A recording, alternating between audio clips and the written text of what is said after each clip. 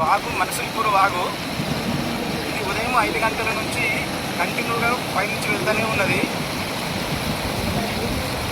Minimum Ambedkar Chowk నుంచి మనసుల్పూర్ రావడానికి 500 metre డిస్టెన్సే ఉంటుంది.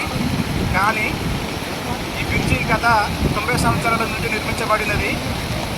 పల్లెమానిక పైన ఒక వ్యక్తి నిర్మించిన బ్రిడ్జి పైననే మేమందరం కూడా కంకన్పల్లి కానీ, మనసుల్పూర్ కానీ, కొండాపూర్ కానీ, ఇక్కడ 3 మండలాలు ఉన్నాయి. సిర్గపూర్ మండల్, కంటి మండల్ అండ్ తడకల్ మండల్ గ్రామ ప్రజలు కూడా ఈ వాగు నుండే రాకపోకలు చేస్తున్నారు. ప్రతిసారి వర్షం పడితే ఆపకల్లా బ్రిడ్జి పడితే మినిమం 2 గంటల టైం కూడా పడుతున్నది. దీనికి కారణం ఇక్కడ ఉన్న పాలకుల నిర్లక్ష్యమా తెలియదు, లేక అధికారుల నిర్లక్ష్యమా కూడా తెలియదు. ఎందుకంటే గత 90 సంవత్సరాల నుంచి కూడా ఈ బ్రిడ్జి నిర్మించడం లేదు.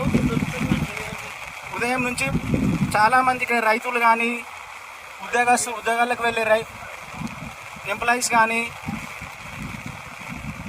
ఉదయం పూట పాలు కానీ కూరగాయలు తీసుకువెళ్ళే రైతులు కానీ కూడా మార్నింగ్ నుంచి ఇక్కడ వెయిట్ చేస్తున్నారు. దీనిపైన అధికారులు కానీ, పాలకులు కానీ చర్య తీసుకొని ఈ బ్రిడ్జి త్వరితగతిన నిర్మించాలి.